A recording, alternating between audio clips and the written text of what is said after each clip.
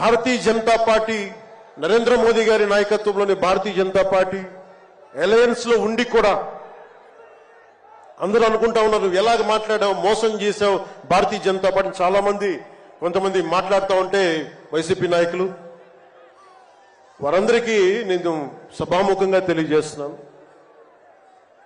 ఆంధ్రప్రదేశ్ పరిస్థితులు ప్రత్యేకంగా నేను జాతీయ స్థాయి నాయకులకు వివరించాను. వారికి వివరించి నాకు వేరే దారి లేదు. నాకు రోడ్డు మీద తిరుగుదామంటే కేసులు పెడతా ఉన్నారు, ప్రజాస్వామ్యబద్ధంగా గళం విప్పుదామంటే కేసులు పెడతా ఉన్నారు, వ్యవస్థల్ని నిర్వీర్యం చేస్తా ఉన్నారు. ఒక చిన్నపాటి సినిమా టికెట్లకు కూడా కూర్చోబెట్టి మొత్తం చీఫ్ సెక్రటరీ దగ్గర నుంచి ఎంఆర్ఓల దాకా వాడి ప్రజా వ్యవస్థలను దుర్వినియోగం చేస్తా ఉన్నారు.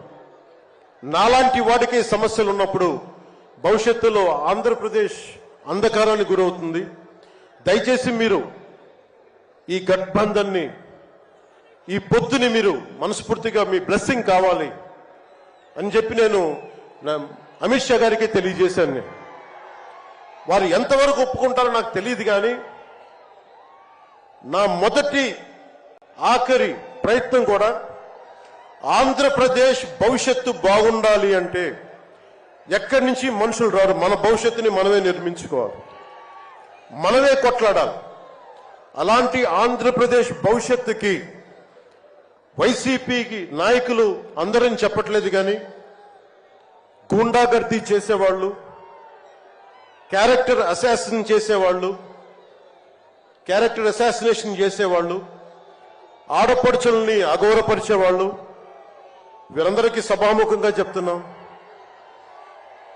ఇది ఈ రోజున మేము ఎన్నికల పొత్తు చాలా కీలకమైంది.